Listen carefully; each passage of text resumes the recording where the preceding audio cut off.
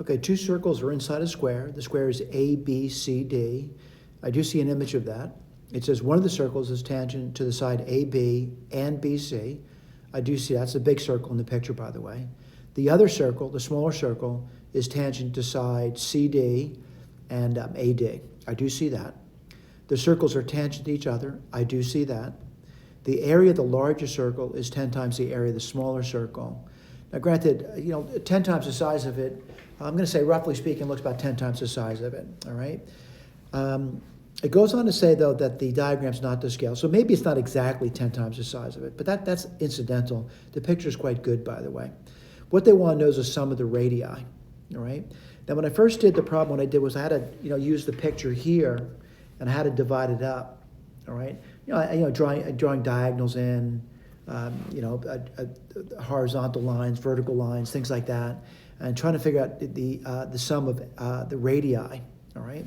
So what I'm going to point out, certainly my chicken scratch may not look good to you. So what I did was I made a better diagram for you, all right? So what I want to do in this diagram over here is just simply talk through what they're asking about. They're asking about the radii of these circles over here. So I'm going to say X is the radius of the small circle. So I'm going to say radius of the small circle. I'll just call it R sub S. And I'm going to say Y is the radius of the big circle, all right? And next thing I want to do is, talk about the diagram and some things I could label down at this point. So looking at the picture over here, I'm going to say this over here. Well, that's the radius of the big circle. I'll say that's Y. And looking at this over here,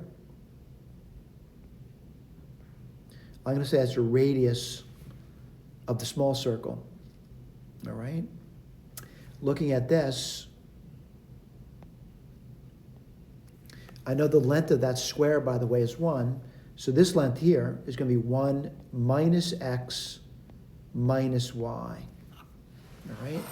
Now I want to look at what they're asking about. They're asking about this thing over here, which is going to be a sum of 2 radii. So it's going to be the bigger circle is Y, and the smaller circle is X. So I'm looking at this over here, and I notice that I have one part of it. It's a right triangle, by the way. I know that part is 1 minus X minus Y. By the way, this side is X plus Y or Y plus X. I want to kind of look at this thing over here, though, and see if I can figure that out. Now, granted, I do know it's a 45, 45, 90, and you conclude that that side is going to be 1 minus X minus Y. Well, let me just kind of look at that and realize that, I almost got the same picture, don't I? And I'll point out what I mean by that. This distance over here is Y. That's the radius of the big circle. And this distance over here is going to be X. So what's this distance over here? Well, as expected, it's going to be 1 minus X minus Y. All right? So now what I got is I got a right triangle, and I'll put the Pythagorean theorem down. So it's 1 minus X minus Y squared plus the other leg squared would be equal to the radius squared. And the radius is going to be, I'm going to write down X plus Y this time.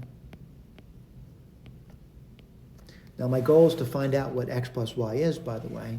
So the way I'm going to do this over here is just simply say this is 2 of these things.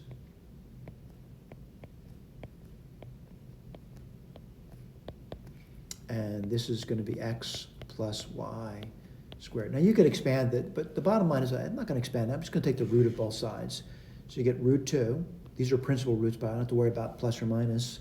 This is going to be 1 minus X minus Y.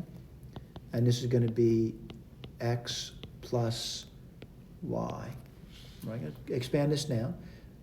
Root 2 minus root 2 times X plus Y equals X plus Y. Let's see if I did that right. Yeah, that's okay. Then what I'm going to do is, I'm gonna add that root 2, x plus y to both sides, and you would get 1 plus root 2, I'm just adding coefficients by the way, x plus y. Then what I would do is I would divide through by 1 plus root 2, so x plus y is equal to root 2 over 1 plus root 2, all right? Again, I would say that's my answer, and going back to the answer choices, all right, my answer is root 2 over 1 plus root 2. Well, I don't see that answer being listed, so what I'm going to do is multiply top and bottom by its conjugate, the bottom's conjugate, which is 1 minus root 2, 1 minus root 2. And what do you get there? You get root 2 minus 2. That's what you get on top, by the way. On bottom, you get 1 minus 2, which is minus 1. So it's going to be 2 minus root 2. Do I see that choice being listed? I do, and that's going to be choice B. And we're done. Okay, I want to point in the blue area. It's also, typed up for you. Now, someone just said there was a distraction in the problem. And I'll be honest with you, there is a distraction in the problem. The distraction in the problem is about the area of the circles. All right, but anyway, that's a distraction. You didn't need to know that. But the bottom line is I did use that information in my discussion. And the way I used that information was I figured out what the radii of the circles were actually. All right, you can do that too if you want. You don't have to though, it didn't ask for that. It just asked for the correct choice, and the correct choice would be B, all right? But if you want to go through the work, you can figure out the radius of the small circle and the big circle, all right? And verify that one radius is 10 bigger than the other. I'm sorry, one area is 10 bigger than the other. And that's about it, thank you.